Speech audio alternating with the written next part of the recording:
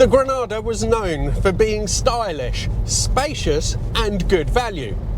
Except when it came to this, the Scorpio 4x4 V6 2.8 litre top of the range car, which bizarrely was more expensive than its compatriots from Mercedes, BMW and SAAB. So exactly what was it that Ford were thinking? Let's find out.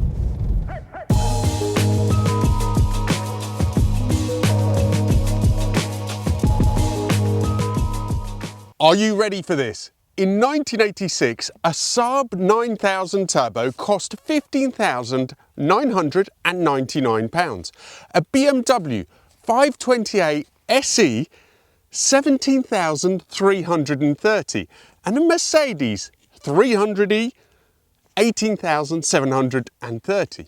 The Ford Scorpio 4x4 was the least powerful with 150 horsepower, and yet it cost a whopping £18,924, more than any of the others. These were still the days when normal mass market manufacturers deluded themselves that with their top of the range cars they could compete with the prestige German makers. Today we're going to find out if there's any rhyme or reason for the crazy price that they were charging for these. The Granada was introduced in 1972 and it spanned three main versions that took it up to 1999 when it was discontinued without a replacement. This Mark III was launched in 1985. It was heavily based on the Sierra with essentially what was just a stretched platform. That meant it used quite conventional McPherson struts at the front and semi-trailing arm rear. Interestingly, that's exactly the same layout and suspension setup that was used on BMW's E34 5 Series. In all other European countries, this car generally was known as the Scorpio. In the UK though, they kept the Granada name. Scorpio was only used to signify the top trim level. So effectively, this was really the Granada Mark III. It seems that deep down Ford knew that they couldn't compete with the Germans on an equal footing, so they tried hard to sell these cars on the basis of equipment.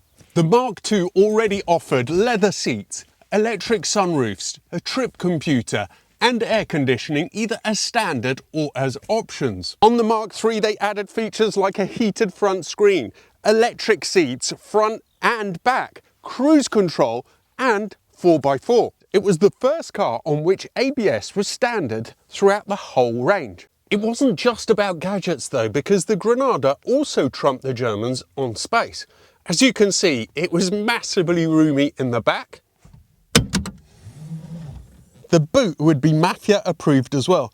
There's actually some other stuff in here and I still fit in very comfortably. This car is a 1986 model year. In 91 they received the first facelift. It was really just mild alterations, external and internal, but interestingly that's also when they launched the Cosworth version, the 2.9 V6 and 195 horsepower. If you have one of those, please do get in touch with me as I'd love to do a review. I was never too convinced by the hatchback-based styling of the Granada, but I have to say that over the years it has weathered remarkably well, and eventually they did even do some booted versions.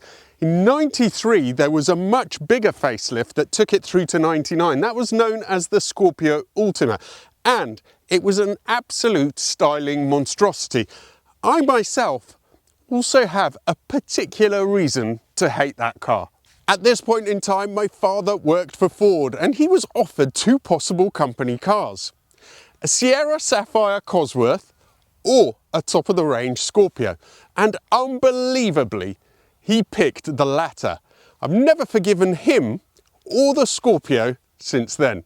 And that's a shame, because looks aside, it was actually a really good car. Pretty quick in 24-valve V6 form, and the 2.3 litre four-cylinder was Ford's most refined yet. Even Clarkson rather liked it, and it was the last rear-wheel drive Ford sold in Europe. But enough of that, let's find out what this one is like to drive. Insert the unusual Ford round key in the ignition. Let's hear what it sounds like. Now this car is a little bit special because it's got 72,000 miles, which are totally backed up by the paperwork. So Joe, who's got it, absolutely loves it because it is just such a survivor. So it's got like the original dealer stickers. It still has the Ford fitted car phone, which has a remote speaker on it. I find that absolutely hilarious. And the car generally is in amazing condition and so original. The only difference is it has the Cosworth wheels. He has the original, I think they're 7 spokes, but I prefer the way the Cosworths look.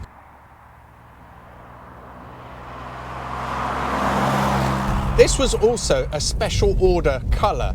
So this sort of silver bronze was a cost option. Now it does have a few little gremlins. It was in storage for a long time. So the electronic display there sometimes shows a door being open when it isn't. The rev counter right at this point in time isn't working. He hasn't sorted that out yet. But generally, it is an absolute gem. If you wanted one of these, this must be the best or one of the best out there.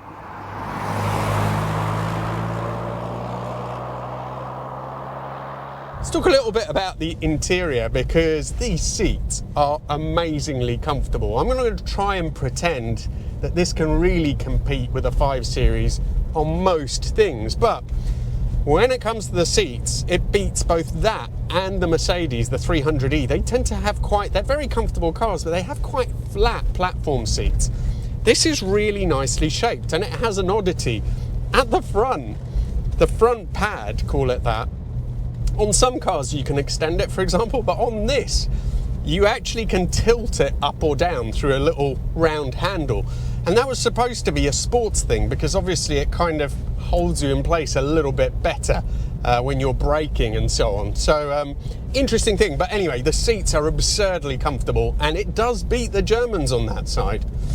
Let's see how it fares with the engine. This is the Cologne V6, 2.8. and it is 150 horsepower, I think, which isn't that impressive. Anyway, let's see this engine. Don't know what revs it's doing. Torquey, and it moves, but quite rough up top. I think the Cologne isn't known for being the smoothest of all these sort of V6s that were around at the time, and it does feel a little bit agricultural, but having said that, it sounds nice. Gearbox has got a really long throw, it's a little bit notchy, it's okay, that's as far as I would go with that. But we're talking about the interior before, and yeah, so the seats are absolutely amazing, and being the top-notch Scorpio, it's all leather.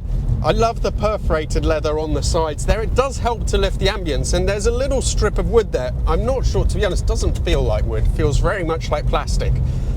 And it looks a bit like plastic, so I'm not sure if it's wood or not. But it does help to make it feel a little bit more special, because as standard, I mean, look at these shiny plastics, plus the dash. And it's not the best, but this car also has something which I think is so period correct. This amazing stereo. I mean, just check that out. You've got a little ball there which does the balance and the fade, plus for the tone, all that sort of stuff, the graphic equaliser, I think it's called. It must have amazed people back at the time. And that's the thing with Joe, who's got this. When he was a kid and he saw them, he was so overawed by them. They look like spaceships, and you come in, you see that kind of stuff, you know, as a 10, 12, 13-year-old, whatever it was. The trip computer there, they are all things that would have absolutely amazed you.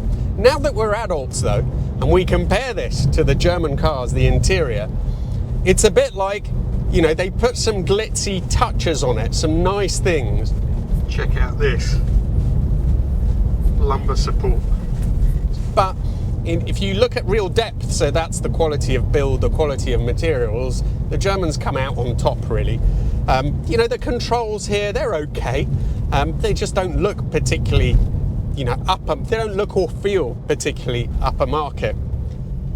Now, the McPherson strut front end and the semi-trailing arms at the rear, that may be the same as the BMW, but it doesn't feel as good. This car is actually slightly wider, a little bit taller, but the suspension feels a little bit broken up. It doesn't handle brakes in the surface anywhere near as the Beamer does, or the Mercedes, definitely not the Merc, which has the best ride of all. So it's odd, same setup, doesn't work quite as well. I mean, let's quickly go back to this question of how Ford could justify that ballistic price, and I think there's a few things. First of all, it was a 4x4.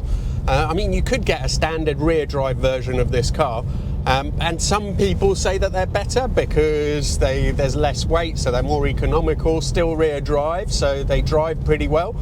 But of course, if you wanted to use this every day, if it was raining, if there was snow, this transmission system has two viscous diffs as well, front and rear, I think. So, you know, it was quite capable in awkward conditions. So that was one thing.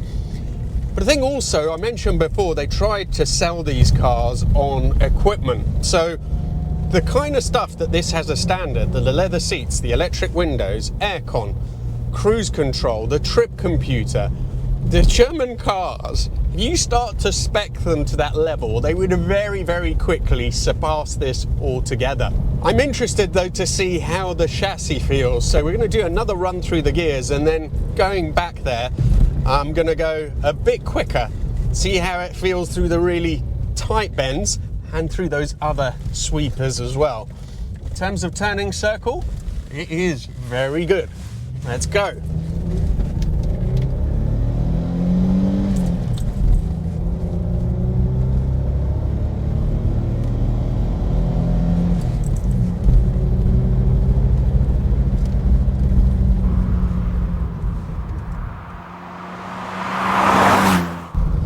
So good grip.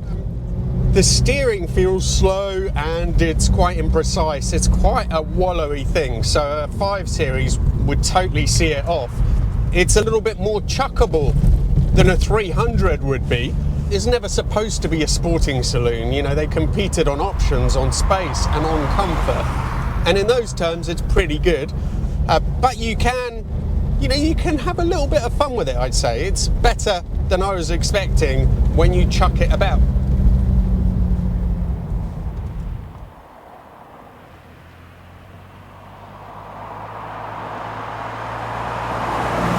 Now let's say that like me or like Joe, you remember these from when you were a kid and you've always wanted one. You saw the police cars that use them, you know, you're overawed by them and you want to get back into one of them today. Well, you're going to struggle because there's loads of E34 BMWs out there, there's loads of W124 Mercs, but if you're looking for Lancia Temas, if you're looking for this, if you're looking for the Vauxhalls, you know, they just haven't survived as well because they weren't held as in high regard. But anyway, I had a look last night at what there is on the market, and there's a few Mark 1s and Mark 2s, which I think worth a little bit more than these.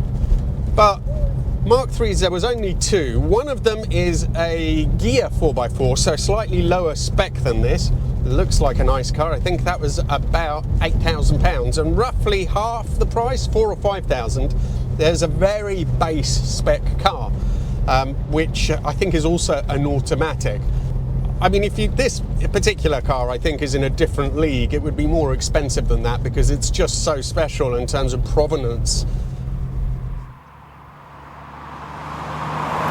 So how can we sum this one up? I think it's interesting on 2 levels. First of all, as a Ford and as a basic product, it's interesting because they still did manage to sell quite a few of these, and even more, I think, the Mark 2s and Mark 1s. But it was getting to the stage where it was quite hard for mass manufacturers, for the normal manufacturers to sell higher end, bigger cars. It's kind of the last, it encompasses the last of that era, where Ford, where Vauxhall, where Fiat, where they still were trying to sell bigger cars and still compete with the German guys. So it's interesting in that respect. As a product, I think it's really pretty competent. I don't think it offered enough for someone to get over the badge snobbery of picking a German car if they could afford it over this. But it does have a lot to offer, and now it's just such a privilege to be able to drive this car. A huge thanks to all of you for watching. If you haven't already seen it, do check out my review of two more Fords. There's a Cosworth and the RS 1600. The latter is a real sort of old-fashioned Ford hot hatch with a rocket hard, no compromise setup. Thank you so much to all of you, and see you for the next video.